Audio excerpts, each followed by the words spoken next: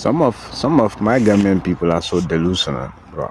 You all see young women that got married some years ago. Let me say maybe a year ago or 2 years ago.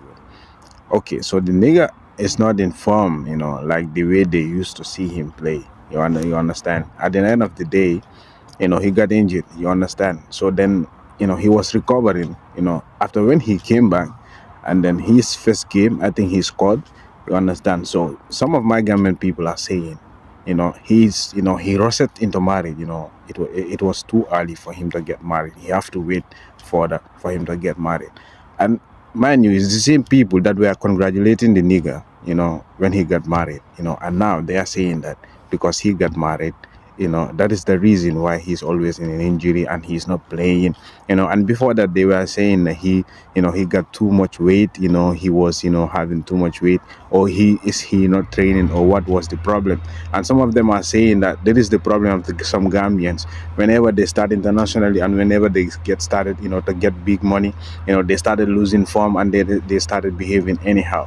Manu is the same Yankuba Minte. When he came back from his injury, he showed us who he really is. You understand?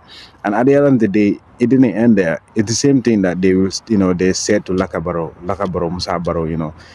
So they, recently, since Gom interviewed him, to know a little bit of his story, his past story, with his friend.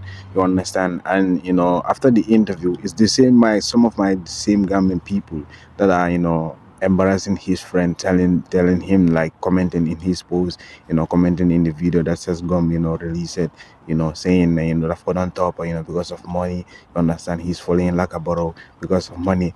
And mind you, it's the same Laka's friend who said, and even Laka, actually acknowledged that they were friends before the fame and the money. You guys understand? And these people, they were acting like they did not even listen to the interview.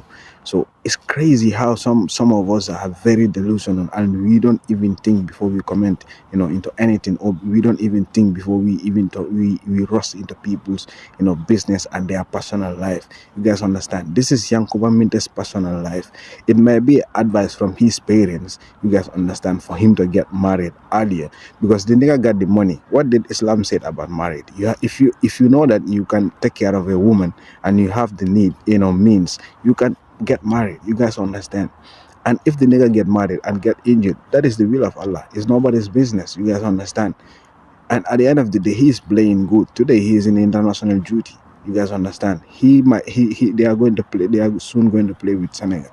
You guys understand? And thankfully, Alhamdulillah, he's happy, to arrive at that, at that venue. You guys understand? So I think we have to stop, this criticizing our young players.